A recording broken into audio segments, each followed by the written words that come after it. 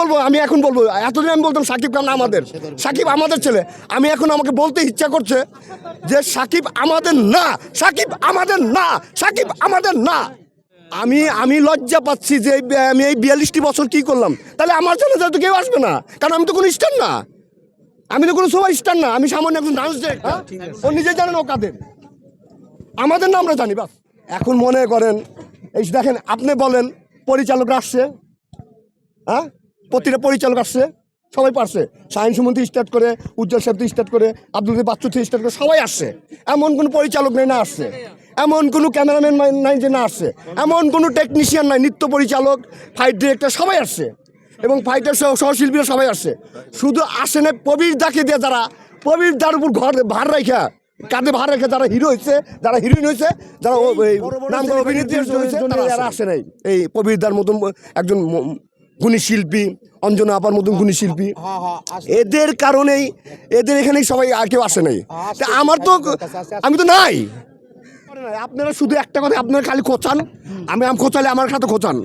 আমি আপনাকে বলি, আমি আমি আমি এই জায়গায় জানাজারে আসবো, আমাকে মানুষ বলতে হবে কেন, আমাকে দাওয়াত দিতে হবে কেন, তাই বলেন? আমাকে বলতে হবে কেন তুমি আসো? হ্যাঁ হ্যাঁ, কোন জানাজা চ্যানেলে গেছে? ফারুক ভাই জানাজার। হ্যাঁ, ফারুক ভাই মরছে কত বছর? হ্যাঁ 2 বছর। এর মধ্যে কেউ মরে নাই আমাদের দেশে, এর মধ্যে কেউ আর মরে নাই।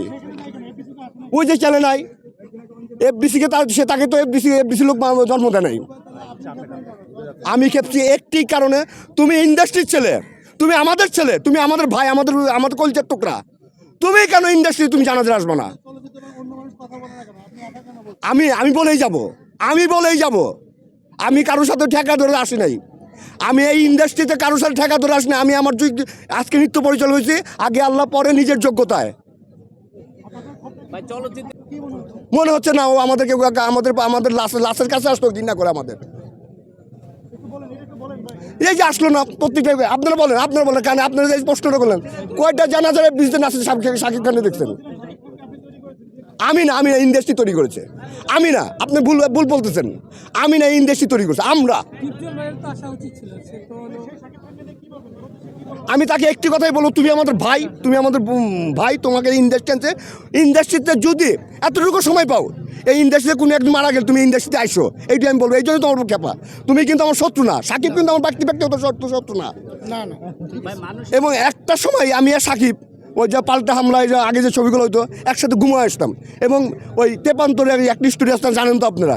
হ্যাঁ, সেখানে গিয়ে আমরা কিন্তু অনেক গল্প করতাম, কিন্তু আমার কষ্ট ওখানে না, কষ্টটা হলো প্রতিটা জানাজার তার আসা উচিত, প্রতিটা অনুষ্ঠান যারা আসা উচিত, কারণ সে ইন্ডাস্ট্রির ছেলে, ইন্ডাস্ট্রি বাইরে ছেলে না। হ্যাঁ, আমি বলবো কেন, আপনি বলবো কেন, আপনি বলেন আমি বলবো কেন? না আমার ভাই, আপনি কি এখানে বলাতে আসছেন? আপনি বলছিলেন কেন এটা, এইসব ব্যাপার বলতে হয়? বলেন, আপনি বলতে হয়, বলেন, আপনার হ্যাঁ বলে না বলেন। মৃত্যুর জন্য তো কাউকে বলা লাগে না। আমি কিন্তু আবারও বলতেছি, আমার কিন্তু সাকিবের উপর ব্যক্তিগত রাগ নাই, শুধু সাকিব না, আমি আবারও শুধু সাকিব না, এখন সাকিবের নামটা আসছে কেন?